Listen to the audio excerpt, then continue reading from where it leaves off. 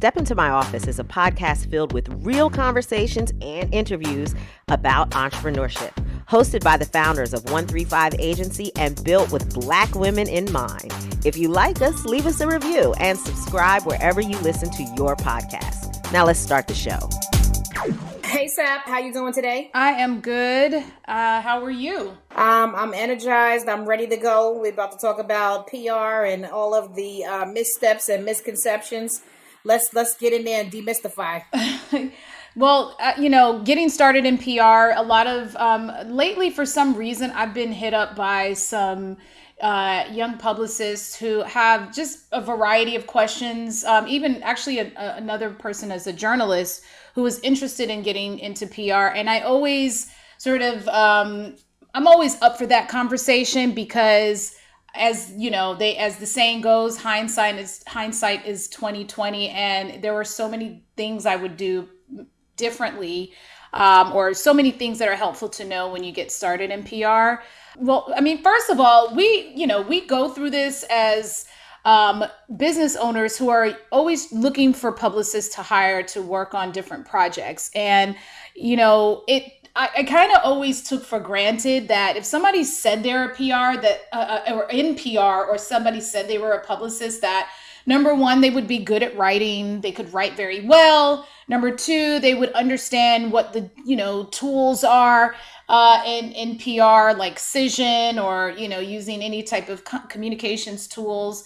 But I also kind of assumed that people were sort of savvy with other people, knowing how to communicate, knowing proper protocol. But at some point, that assumption was completely thrown out because there are a lot of publicists or people who call themselves publicists who are really sort of lacking in a lot of areas. And, this episode is really to kind of help set the tone of what the expectations are and what high-performing publicists, what their characteristics are. Number one, as a publicist, you really need to be an analytical person. Now, no, you are not a scientist. You're not on Wall Street. Also known as a critical thinker. Right. You're not, putting a man on the moon. However, PR is just an ongoing, endless set of problem solving. Whether it's figuring out how to take somebody who has a really great idea or a great product and maybe, somewhat of a building audience, how to get them to the next level, or if it's how to dig somebody who said something really stupid, how to dig themselves out of a hole, or how to figure out, how to message and promote a really controversial film. It's just an ongoing, endless set of problems that need to be solved. We are solutions providers.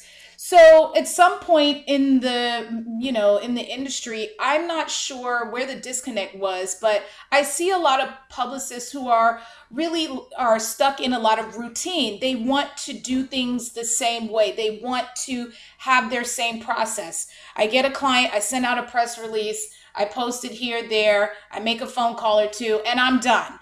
We really need to look at PR as a sort of a fresh and innovative opportunity, or an opportunity to provide fresh and innovative ideas. They don't have to sort of be cookie cutter. Amen to everything you just said. I also think that what I find a lot of times is that people are either overthinking it or underthinking it. So I think that that's where a lot of the missteps happen. Some people think that all they have to do is be a good people person with who does events, or who likes to go to events and hold a list at the door. Definitely not it. A lot of people who despise reading and writing, who think, well, I know people, so I'll be good at this. Definitely not it.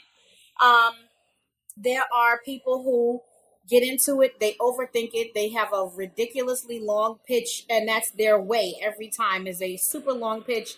They don't take into consideration that everyone's at a deficit for time these days, and no one has any attention span, right? So there's a shortage of attention span and an overage of emails in their inbox. They don't have time to read everything that you wrote, even though you're a great writer and you put your heart into it. and everything that you had. That's not the way. They also forget that just because it's interesting to you doesn't mean it's going to be interesting to the person who's receiving it. You have to tell them what's interesting in the first sentence. Otherwise, they will close that email as fast as they got it. Pitching in Instagram and Twitter DM is not a thing. Don't do it. A phone call, it still works better than email. When you get a person on the phone, I know a lot of people, they are email only PR folks because that's the way of the world. But no, those old fashioned things like human to human contact, that still there's no replacement for. I think there's so many different myths that are out there, and people who either overthink or underthink it, that they get sidetracked, they get frustrated, then they want to quit, or they have absolutely no idea that PR is a grunt work business. It looks fabulous on the outside, but once you really get into the nitty gritty of it, you work a lot of long hours for not a huge fee. And you have to really love what you're selling, or people will be able to tell. You also have to love who you're working with and have a mutual respect. Yeah. There's so much there, because it's not going to be, you'll probably in the beginning get projects where it requires a lot of pitching and a very tiny bit of return. You're not going to bust out the door pitching Beyonce, because the Beyonce doesn't really need your PR help or anybody's. She's a global brand. You know what I'm saying? The opportunities are coming to her. You're going to get clients that desperately need your help, right? Because nobody knows who they are, and you have to present them. You have to present the most interesting things about them. And don't promise people that you can make them interesting, because I promise you can't. If you don't find them interesting, no one else will. And so it doesn't matter how big the check is. If you're bored by them, trust me, other people will be as well. You have to have something to bite onto to actually go out there and present to the media people. And if you're uninterested, I promise you other people will be as well. Yeah, those are, a lot of the kind of a good cross section of the different areas and tips that you need to consider in this industry.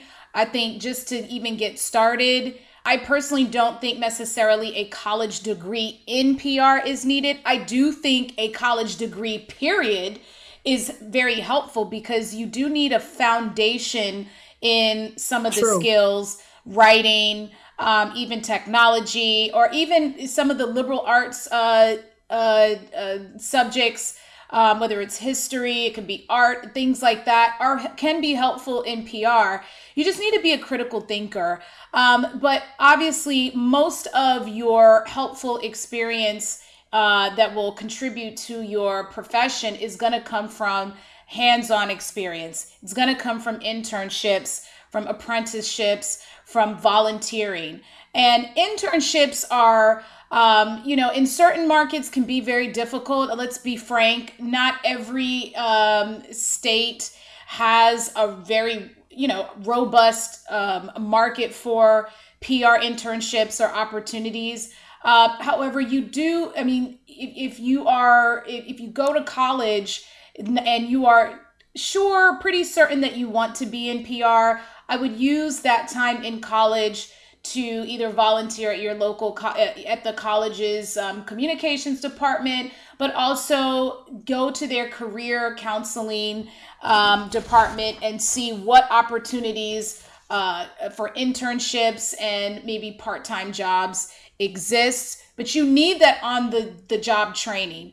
That is really where a lot of your experience and that's going to be the most helpful for you. Now, to get those internships and those opportunities, my best advice is you need to present the fact that you definitely can write, that you understand the media landscape. It is so important. I don't understand why a lot of younger publicists or entry level, they want to be publicists, but they don't know media, even knowing what exists in their local market.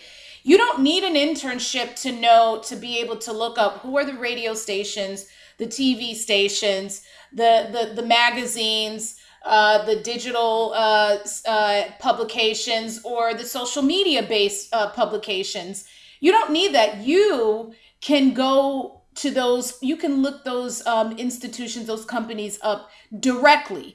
But what helps as an intern is that you study those publications, you study the media landscape, and you learn what are the outlets locally, and then what are the outlets nationally that sort of impact some of the areas or the industries that I'm interested in, whether it's entertainment, whether it's sports, whether it's healthcare or beyond. So while you're preparing for that PR career, there's a lot of research and studying that you can do without stepping foot in any kind of program, internship program. So I would really advise people to prepare in that way, because I'm impressed. Like, there's one intern who is now a full-fledged publicist, and she hasn't even graduated from college yet. So we met this girl when she was a freshman at Clark. Her name is Brandy, and she was, a volunteer. She was a college student volunteer, and one thing that was different about her is that she, even though she was like, and I'm not trying to say just checking in guests at our events, but she did it with authority, and she was very organized, had great demeanor with people, but was And sort of passionate. and passionate, but she was a leader among the other checkout girls at the table. So, when we're doing our screening events and we're doing our premieres, and the front lines is the guest services or the check-in team. And she became such a rock star there that we started asking her to do other things. And then those other things came in the fact that she was very active on her college campus and knew who the Greek were, the student services, the royal court, and all of that. And that helped, that was helpful to us. And then she also started volunteering. Child, I don't even know when she had time to study, but she started volunteering and babysitting for different local celebrities and all of that. The main point I'm getting at is there is a lot that you can do before you actually get your first job. Now, she clearly was passionate about being a publicist and, in entertainment, but she didn't just sit on her laurels and wait for, an opportunity to drop in her lap. She went out there and she did it with a lot of confidence that I think people were attracted to. And so that has won her like real paid business as a college student and, experience. And she also volunteered and worked on other events all over town. So that's just a good example of, getting started. Just dive in there, figure out what it is that you want to do, where you want to be in terms of the business, and try different things. If you want to be in music, if you want to be in healthcare, finance, as a publicist, now is the time to really put your foot out there. Shante, do you have any other memories of young publicists who really came in and impressed us, and then they moved on to great things? I do, but bigger than that, when it comes to, screwing up in the beginning, I have a really great story for you. So one of the things that I always like to share with everybody is stumbles, right? A lot of people wonder, they'll make a mistake because most of the times if you're an ambitious young woman or man, you will make mistakes, right? So in the first year of 135th, this is 2005 now, 15 years ago, we were able to land a business with a test project with the U.S. Postal Service. They were releasing the Marian Anderson stamp for the month of June for Black Music Month. They hired us to do an event. This woman wanted an event where she could meet media people right here in Harlem. And she was an African-American executive at the Postal Service, but she was new to the area and she didn't know anybody. So she wanted to get a lot of media people in the building. We were new, less than a year old. I think the company might have been 6 months old. And we were also new to it because I was coming from a label gig where I did marketing and Saptosa was coming from a writing gig. So we made relationships going to different conferences and meeting people, and we were networking beasts, getting as many business cards as we could. And we did a lot of that. And what we did was literally fill a meet and greet type of event with a bunch of ad salespeople for media. So there was barely any journalists in that room, and it Right. was still a gorgeous event. I mean, it was Right. Harlem Tea Room. We had a live band that performed, the Peach Fuzz band, who that I had known from my years in college. And I had maintained contact with one of the members of the band after school, so we had them come in and perform. The food was delicious, the atmosphere was great, and I it was a remember it. beautiful event. It was just that we missed the moment in terms of having a room full of journalists, which is what she wanted. And, when I look back at stumbles, that is an infamous stumble because, we could have had a client who was like, F y'all, you missed the boat. I didn't meet anybody here that I can make relationships with or whatever. But we went on to get more and more business from them, working on their Hispanic stamp, working on a college program that actually to this day I credit with being one of our big before and after moments, and working with them enabled us to execute our first PR campaign about our agency to let people know we were out there. And that work was what we needed to be able to launch the agency in a real way. But our very first encounter with her was a huge stumble. You're going to make mistakes. No one's going to nail it in the beginning. It's really about your commitment, your drive, your passion, and how you want to deliver for your clients. Just because you don't nail it the first time doesn't mean that it's over. You have a client that you make a commitment to delivering for, you will get your opportunity to deliver for them. Don't be careless, and definitely own your mistakes. And don't have too much ego anchored to yourself that you can't admit when you've made a mistake and you can't be corrected, because those are the times when it's time to learn, what we'll never do again. We never did that again, ever, in 15 years. And I think the reason why we kept working with her is because we really owned what the issue was. We listened to the feedback and we course corrected and did better the next time. So it's like, your mistakes can always be used as a setup to do better, to go further and really learn and be more successful, the next time. Yep. So I think that now when it comes to young publicists that we have worked with over the years, people who we saw coming in, I think Brandy is the person of the moment that is notable because from the minute you meet her, she makes an impact on you. And she leaves an impression. You know that she's there for serious work. You know that she takes her resume seriously. Does she do everything perfect? Absolutely not. Does she overpromise herself sometimes because the ambition will make you do that, and not a single one of us has not done that? Absolutely. But you know that Brandy is committed to doing the best job for you that she can do, and that she's the sweetest thing. Working with her is a true pleasure. She aims to please and do the job right. That she doesn't have a lot of ego, no ego whatsoever wrapped up in it. I mean, and she'll what if you say, okay, I need you to wear this PR hat, she can do that. I need you to wear this check-in hat, she can do that. I need you to wear this social media hat, she can do that as well, and with no complaints whatsoever. If you say I need you to pull together a team, she's on that. So I think Yeah. there's lessons to be learned in the fact that you may not be doing exactly what you came there to do, but you may be doing what the client needs to get done. And when you make yourself invaluable, there's people remember you, and that's why everybody in the industry is always trying to get a piece of Brandy because they've all gotten the same experience. I thought I didn't know if you were going to also mention Salam. Salam is a great hire. We and who started off from Ween and was worked really hard and found her niche and interest, but she was kind of a different intern because she was completely quiet, said nothing. Half the time I didn't even know she was in the building. And then she, went from there to moved up to leading accounts and events and having a lot of respect. And now she's at Atlantic Records as in the PR department, doing well and loving what she does. So it's possible. I do get questions about whether or not people should go the agency route or having their own firm. That's an easy answer to that. If you are just starting out in PR, I don't understand why would you choose to compound just even navigating the industry by having the responsibility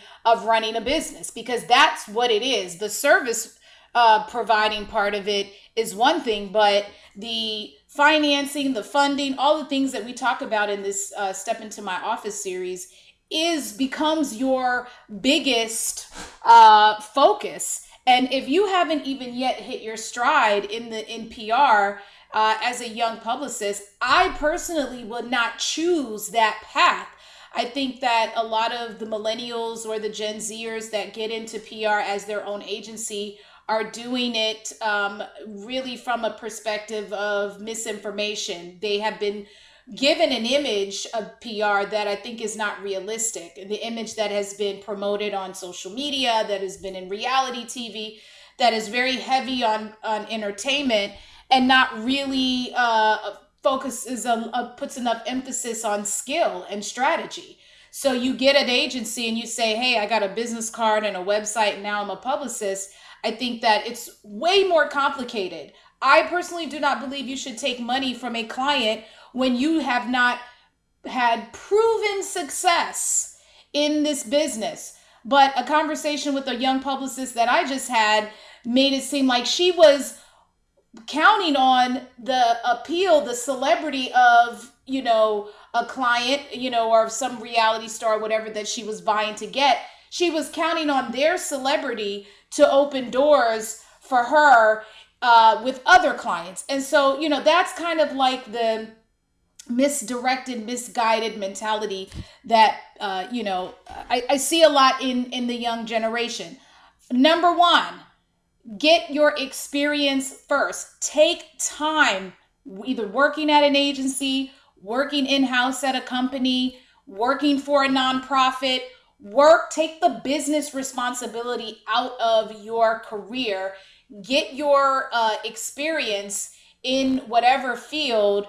And then once you've built up your Rolodex, your media contacts, you have enough case studies, you've had some leadership roles in guiding strategy, then you can start charging people money under the name of your own business. But I just don't understand why people would, if they're really serious about it, you would not take up an agency on your own without having that business. And I don't think it's fair to the consumer, to the client. It definitely hurts the industry, because we already have, especially as Black communicators, we already have this negative stigma about us it is based on racism, but it's there. And so we need to really take this seriously as a craft. A couple other things that I think you should also have. We talked about critical skills, being an analytical person so that you can craft strategies. You need to be articulate. You need to be able to speak in front of a group or speak for your client in a way that, shows that you are an expert at communications.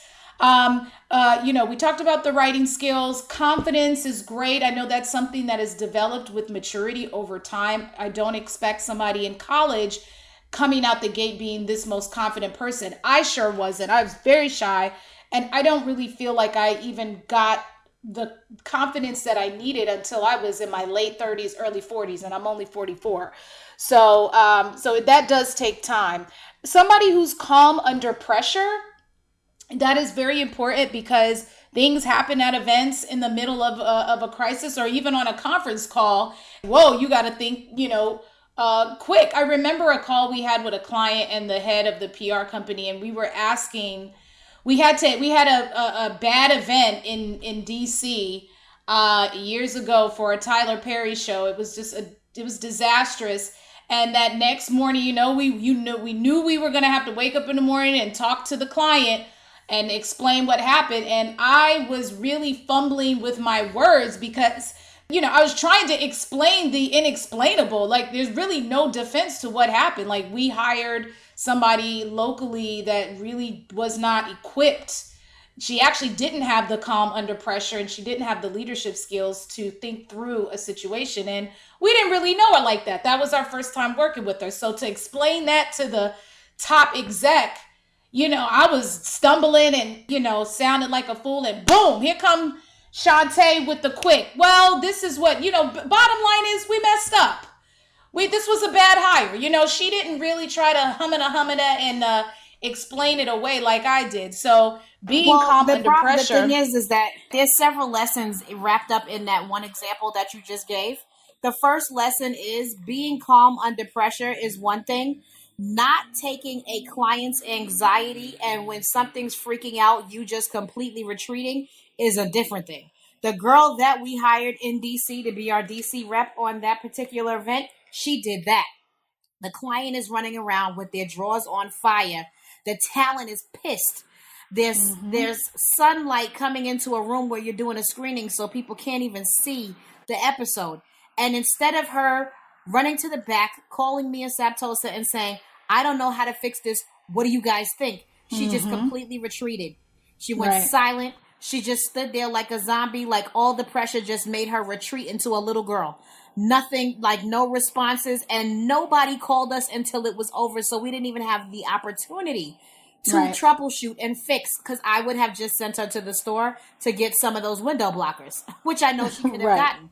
I mean, it was like the easiest fix ever. And so the next day we got a client who's on fire, and this is a big client, and they're like, we forgave some of your past mistakes, because all of a sudden your past mistakes are totally new again when you're talking to a client. And there was no other way to I mean, I had already accepted in my mind this was the end of our relationship as a client in an agency. But so I didn't have anything else to lose. And when we were on the phone, all I pretty much said was, listen, we are embarrassed. We're humiliated. We're heartbroken. We did not have the opportunity to even troubleshoot from a person who was on our own team, which is even more humiliating, which means we made the wrong hire. I was like, there's nothing else I can offer you other than that. The fact that, we will not invoice you, obviously. We will do whatever we can to make it right, free of charge, that, you gave us an opportunity and we screwed this up. And I didn't even I'm heartbroken over the fact that we did not have the chance to fix it. We don't have anything else other than that to offer. And we made the wrong hire. And I said that right in front of the girl, because she was on the phone as well. I was like, we made the wrong hire. We chose a person who would not even give us the opportunity to fix it. And by the end of it, the client just didn't have anything else to say. Like, no ranting. Right. She came back down to earth. And I was like, damn, that was not the response I expected. I expected for her to hang up on us and never speak to her again. And she was just like, well, where do we go from here? Exactly. And she's but like, see, where do we go from here? And I'm looking at the phone like, go from here. But it wouldn't she wouldn't have said that without that calm, direct explanation, because the way that you delivered it sounded like an expert. And I mean, it made her consider, well, hey, we had 5 other really successful events. This was a dud, but this wasn't consistent with the other events that we had across this whole tour of events. That's the calm under pressure you got to have. And you don't get that from being you don't really get that as an entry level person or just starting out, because you haven't been under pressure. You haven't experienced PR in that way. And there's different types of pressure. That pressure is on a different level, because now you're talking to somebody who has an impact on your money. So you have to be honest. So, that's a critical skill. A couple other things were, you got to be somebody to keep your ear to the street. You got to be in the know. Like, that's a challenge, especially as you get older. But as a young person, with all this technology and all these things that are going on, and especially if you want to be in PR, it doesn't matter what industry, you got to be a go-getter. You have to be the person that likes to go out. It is very difficult.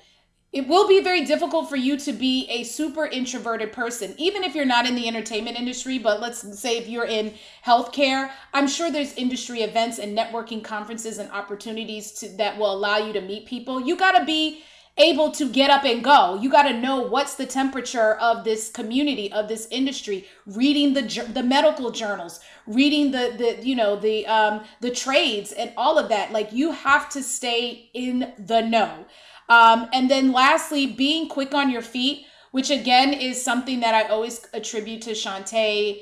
because I've gotten a lot better at quick on your feet. And what I mean is being able to come up with a solution on the spot.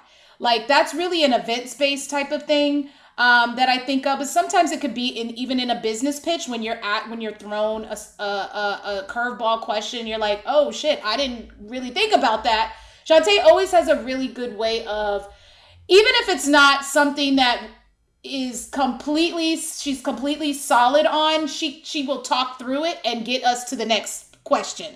I'm trying to think of so many examples of that, in business pitches where we've sat at conference rooms and somebody asked some question, and I'm been such a trained literal thinker, or very much I'm very research and fact based and all of that, and I had to kind of soften that up just a tad bit so that I can think a little bit more openly and more, challenge myself. But Shante will be on her feet. Like beauty pageants. When they ask you a question and you have a hard question that they don't know, and she will just say, an answer like she's rehearsed it. But being quick on your feet, coming up with a solution, that's what the client needs you for. They need you to think of it.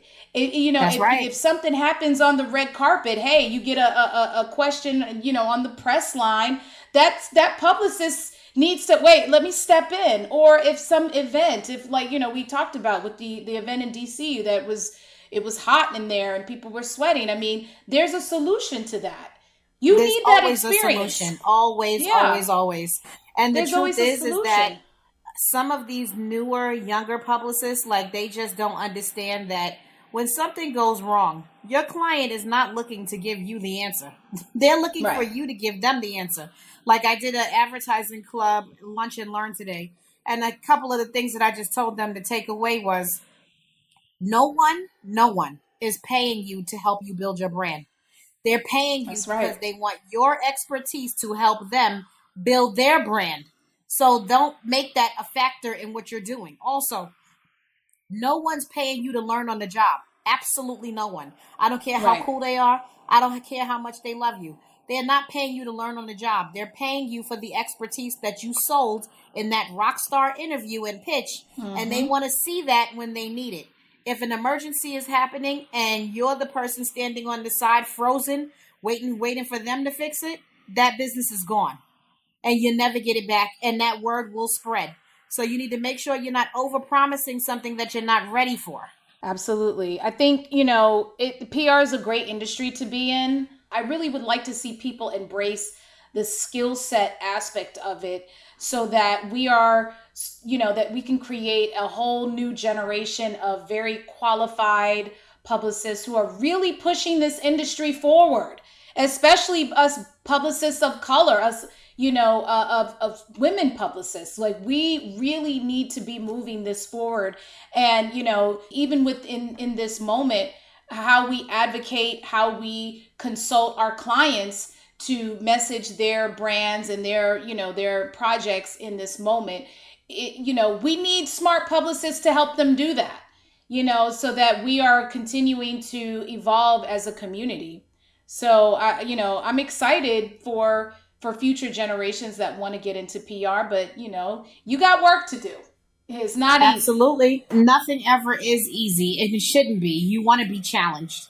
I think that, I'm loving the people, the brandies that out there that I see that are dedicated, ambitious, passionate and committed, and they want to be out there. And that's in much more industries than just PR.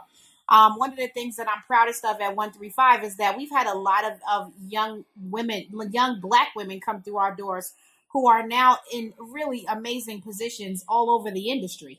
I mean, we have Tasha Hilton, who's in the marketing department at BET. There's Salam, who is in the PR department at Atlantic Records. There's Nabila, who's in the A&R department at Interscope Records. So many people have come through our doors at 135, and that's exactly what we wanted to be. A breeding ground, a safe space for young women of color, particularly African-American women who have an interest in marketing and communications. And all of them still have great relationships with us. They all will let you know how much of an impact 135 had on their careers. And I talk to them all frequently. And I'm telling you now that, that's the kind of environment that you want to create, not one where you're cutting each other's throat and it's not safe, and you keep poisonous people around and they poison everybody else, but a place where you got women of drive and ambition who want to get, they want to do big things, they want to make their impact felt. And that, sisterhood is really what we're about. Right. Okay, let's take a break and we'll be right back with our Black Girl Boss moment. Hey you, love Step Into My Office? Subscribe now and leave us a review. Got a business question for Shante or Saptosa? Use hashtag Step Into My Office. That's hashtag Step Into My Office. And if you have video or podcast production needs, visit verse2media.com. That's verse, TWO, media.com. Now back to Step Into My Office. Today's Black Girl Boss moment is featuring 13-year-old entrepreneur Karis Rogers of Flexin' in My Complexion. After Karis was bullied in first grade for her dark complexion, her big sister tweeted a photo of her that went viral. She then decided to launch a t-shirt line and is now a full-fledged business. Her website, flexinginmycomplexion.com, now offers everything from tees to backpacks, all modeled by Karis herself. Today, Karis is an anti-bullying advocate, and she even participated in a LeBron James campaign for Nike. Now, I follow this young lady on Instagram, and she is the most adorable girl ever. She can dance. She's always doing TikTok challenges and all of that. And I recently saw that she got signed to a deal with a girl group or a performing group. So we're going to see more from this young Karis for quite a while. I'm really proud that she is a confident Black young lady, and she's really inspiring other girls, to be their best selves. So for proving you can be an entrepreneur at any age, and for helping us dark-skinned women and girls feel beautiful, Karis Rogers, we salute you for being a Black girl boss. Thanks for tuning in to another episode of Step Into My Office. Remember to subscribe and leave us a review wherever you get your podcasts. Use the hashtag Step Into My Office to send feedback and questions. Shout out to Verse2 Media for producing this podcast and for being the best in the business. Visit them at verse2media.com if you need a podcast or a video producer. See you next time. Talk to you soon.